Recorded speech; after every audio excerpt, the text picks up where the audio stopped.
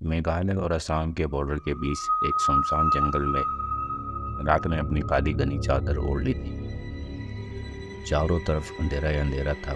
दूर दूर तक कोई देखने वाला नहीं था, न किसी की आवाज़ आ रही थी। उस रात विवेक अकेले ही उस जंगल को पार करने में लगा था। उसके चेहरे को देखकर ऐसा लग रहा था जैसे वो किसी बहुत बड़ी मुसीबत में है।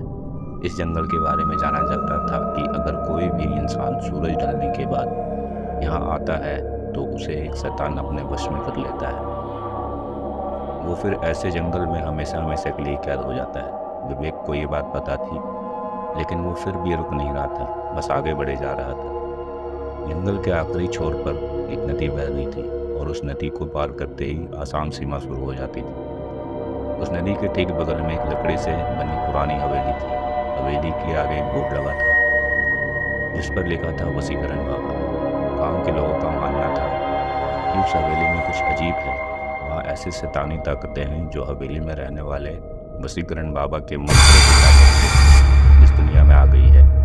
25 साल का विवेक अब उस हवेली के ठीक सामने खड़ा था और जोर जोर से हाँफ रहा था। उस हवेली के दरवाजे पर एक बड़ा सा चौकोर निशान बना था, ठीक वैसे ही जैसे कि तंत्र मंत्र की किताबों में बना होता है। विवेक ने हिम्मत जुटाई और दरवाजा खोला। अंदर उसने देखा एक बेहद ही अजीब सा दिखने वाला बाबा वहाँ कुछ हड्डियों की पूजा कर रहा था। बाबा की नजर तुरंत विवेक पर पड़ती है और वो जोर जोर से बड़े ही डरावने तरीके से मंत्रों को बोलने लगा।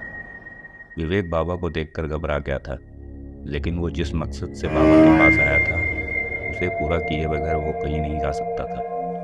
आज से 2 दिन पहले विवेक की शादी को 2 साल होने को आए थे। वो अपनी बीवी वर्षा से बहुत प्यार करता था, लेकिन कुछ दिनों से वर्षा के बदले बर्ताव के कारण विवेक को वर्षा पर शक होने लगा था। उसे लगने लगा था कि वर्षा का किसी और लड़के के साथ चक्कर चल रहा है, जिसे लेकर दोनों के बीच बहुत लड़ाई हो गई और आखिर में बाद में डिवोर्स तक पहुंच गई और वर्षा उसे छोड़कर अपने दोस्त के घर रहने चली गई। विवेक वर्षा पर शक करते करते पागल हो गया था। उसके दिमाग से वर्षा का ख्याल निकल ही नहीं रहा था। सोते जागते वो बस वर्षा के बारे में ही सोचता रहता। एक दिन वो बस से ट्रैवल कर रहा था तो उसकी नज़र सीट पर लगे एक स्टिकर पर गई जिस पे लिखा था, सिर्फ 1 घंटे में खोए हुए प्यार को वापस पाएं। और इसी के साथ नीचे एक पता भी लिखा था। विवेक अब उसी पते पर पहुंच चुका था, वसीकरण बाबा के पास। बाबा के मंत्रों की आवाज़ अब धीमी हो गई, पर अंदर एक गहरा सन्नाटा था। बाबा ने बिना विवेक की तरफ देखे उससे उसके आने का कारण पूछ लिया। विवेक ने उस बाबा को सब कुछ बता दिया। बाबा ने विवेक की बातें सुनकर एक हल्की सी मुस्कुराहट के साथ उसे एक लाल कपड़ा दिया और कहा कि इसे धारण करके रोज रात वर्षा की फोटो देखकर विवेक को यह मंत्र पढ़ना है। और धीरे से विवेक के कान में उस बाबा ने एक मंत्र कहा। इस मंत्र को पढ़ने के बाद वो बाबा फिर से अपनी पूजा में लग गया। विवेक ने बाबा को पैसे देने के लिए अपने हाथ आगे बढ़ाए, लेकिन उस बाबा ने कोई भी पैसा लेने से इनकार कर दिया। विवेक वापस जंगल के रास्ते जाने लगा। इस बात पर ताज्जुब भी कर रहा था कि अचानक उसे लगा कि कोई उसका पीछा कर रहा है। अनजानी रात में गांव की कच्ची सड़क पर चलते हुए ऐसा लग रहा था कि किसी अनजान शक्ति की उस पर निगरानी हो, और जितनी तेज चलने की कोशिश करता उसके कदम उतने ही धीमे धीमे बढ़ रहे थे। रात के 12 बजने में कुछ ही मिनट थे। विवेक अपने घर पहुंचा।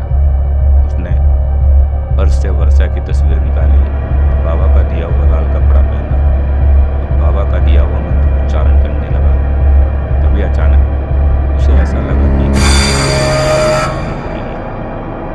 वो उस पर कब्जा जमाने की कोशिश कर रहा है। विवेक ने अपना सर चारों तरफ घुमाया और जोर जोर से मंत्र पढ़ने लगा। कुछ ही समय में वो काला साया वहाँ से गायब हो गया। विवेक रोज यही करता। ऐसा करते करते कई दिन गुजर गए, लेकिन विवेक की बीवी वर्षा अभी भी वापस नहीं आई। विवेक ने फिर से वसीकरण बाबा से मिलने का फैसला किया। हवेली पहुंचकर उसने बाबा को बताया कि वर्षा अब तक उसकी ज़िंदगी में वापस नहीं आई है। बाबा ने 2 मिनट के लिए अपनी आंखें बंद की। विवेक के गले में जो लाल धागा है वो उसके वसीकरण की शक्ति को कम कर रहा है। विवेक ने वो धागा तुरंत उतार दिया। बाबा ने यह भी कहा कि अगर वो वर्षा को इसी हवेली में ला सकता है तो वर्षा जरूर विवेक के पास आ सकती है। उस दिन भी विवेक जब अपने घर वापस जा रहा था तब भी उसको ऐसा लगा कि उसके पीछे पीछे कोई चल रहा है और उसे देखे जा रहा है। लेकिन विवेक जो वर्षा से बेहद प्यार करता था, उसे पाने के लिए वो कुछ भी करने के लिए तैयार था। अगले दिन विवेक ने वर्षा को कॉल किया और माफ़ी मांगने के बहाने उसी जंगल के पास शाम को मिलने के लिए बुलाया।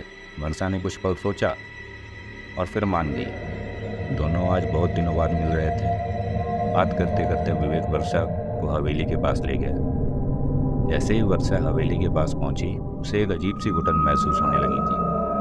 उसने विवेक को तुरंत वहाँ से चलने के लिए कहा, लेकिन विवेक जबरदस्ती उसे हवेली के अंदर ले गया। बाबा ने जैसे ही वर्षा को देखा, उसने विवेक को बाहर जाने को कहा और दरवाज़ा बंद कर दिया। पूरे 2 घंटे हो चुके थे लेकिन दरवाज़ा अभी तक बंद था।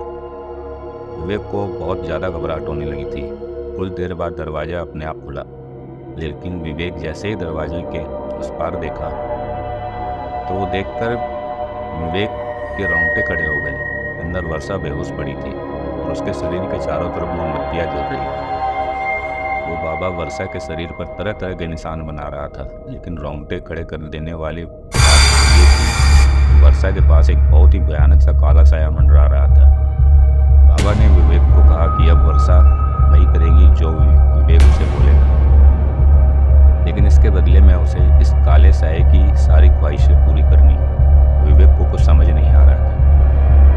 उसने विवेक को वहाँ से चलने के लिए कहा तो वर्षा एक कठपुतली की तरह उठकर खड़ी हो गई। वो एक जिंदा लाश से ज़्यादा और वर्षा की ऐसी हालत देखकर पूरी तरह से दहल गया था। उसने बाबा से गुस्से में कहा वो वर्षा को पहले जैसा बना दे, लेकिन तभी काले साये ने विवेक को पीछे से धक्का दे दिया। वो काला साया बाबा में समा गया। उस बाबा का रूप एक भयानक आत्मा में बदलने लगा था। उस बाबा के चेहरे का रंग नीला पड़ गया और आंखें पूरी सफ़ेद हो गई और ज़ोर ज़ोर से हंसने लगा। उस बाबा ने अपने भयानक रूप में बोला कि वो कोई मामूली इंसान नहीं है, बल्कि वो एक शैतान का साया है जो इस जंगल में न जाने कब से कैद था, और उसने वर्षा की आत्मा चुरा के अपने आप को आज़ाद कर लिया है और विवेक को हमेशा के लिए अपना गुलाम बना लिया है।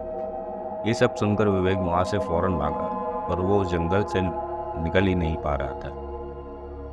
वो जहाँ से निकलता कुछ देर बाद वो वापस उस हवेली के सामने ही आ जाता। धीरे धीरे उसके दिमाग ने काम करना बंद कर दिया और वो उसी जंगल में कैद हो गया। 2 महीने बाद उसी जंगल में पुलिस को 2 सड़ी हुई लाशें मिली। वो लाशें किसी और की नहीं बल्कि विवेक और वर्षा की थी। दोस्तों, अगर आपको ये कहानी पसंद आई तो चैनल को लाइक, सब्सक्राइब और शेयर जरूर करें। धन्यवाद।